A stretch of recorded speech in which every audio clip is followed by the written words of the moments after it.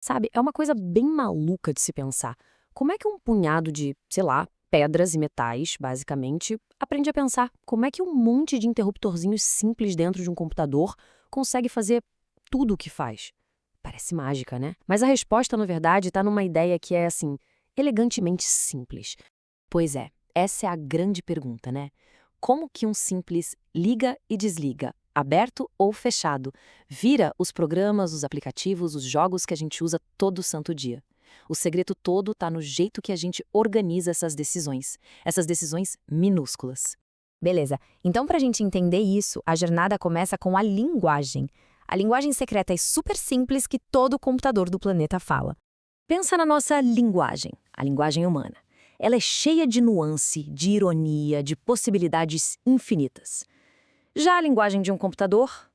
É o extremo oposto. É a coisa mais simples que dá para imaginar. Ela inteira se baseia em só duas palavras. E essa linguagem é o famoso código binário. E aqui que a coisa fica interessante. Tudo, mas tudo mesmo no mundo digital. Uma foto, um vídeo, essa música que está tocando, um programa. No fundo, é só uma sequência gigantesca de uns e zeros.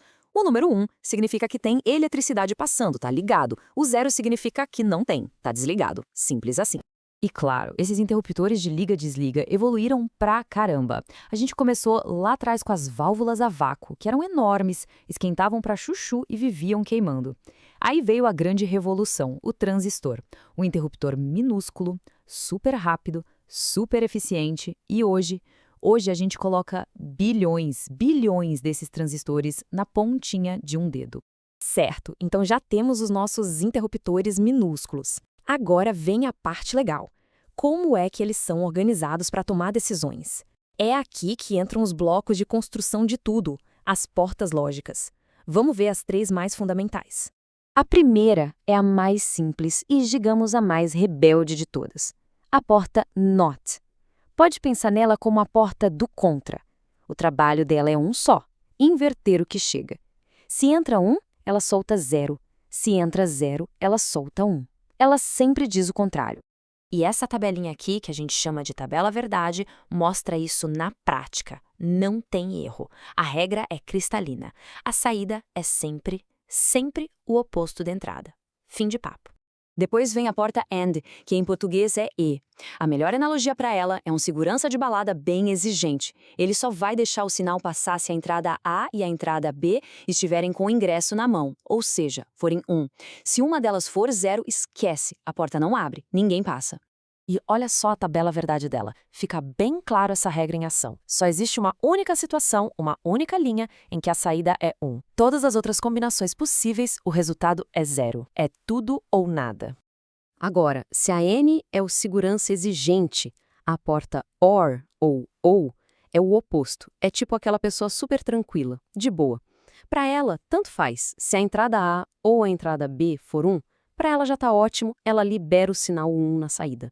A tabela verdade dela mostra bem essa natureza inclusiva. A única forma de ter um 0 na saída é se tudo for 0. Aparecer um 1 em qualquer uma das entradas, a saída já vira 1 na hora. Beleza, agora a gente tem os nossos 3 blocos de construção básicos, mas a mágica de verdade, o poder mesmo, acontece quando a gente começa a juntar essas pecinhas simples para criar ferramentas novas, mais espertas e especializadas.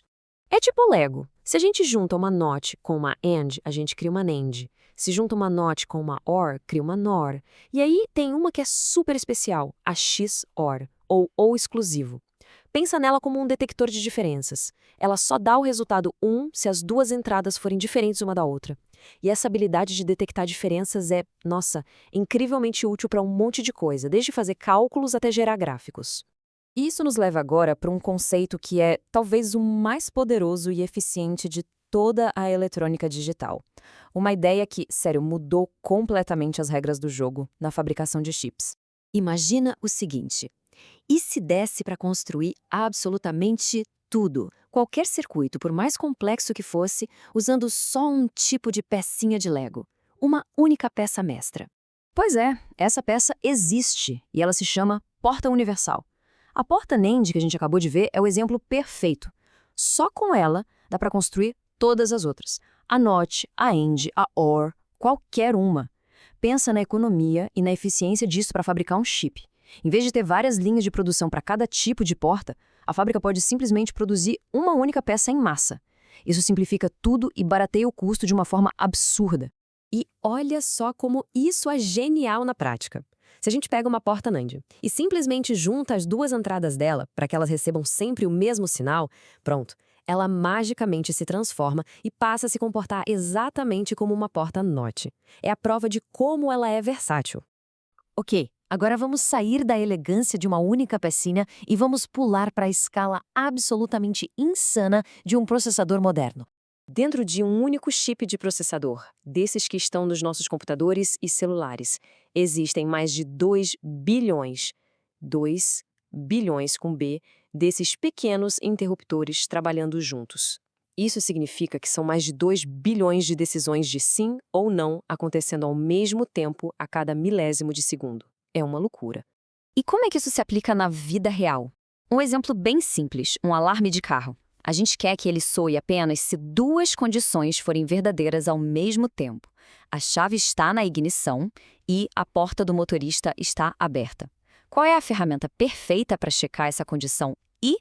Exatamente, a porta AND. E tudo isso, todo esse raciocínio, nos levam à conclusão final. Uma ideia que vai muito, mas muito além dos computadores. A grande sacada aqui é a seguinte: a complexidade não precisa necessariamente nascer de algo complicado. Muitas vezes ela simplesmente emerge. Ela surge a partir de regras muito simples que são repetidas numa escala gigantesca, bilhões de vezes. Isso nos deixa com uma pergunta final para a gente pensar.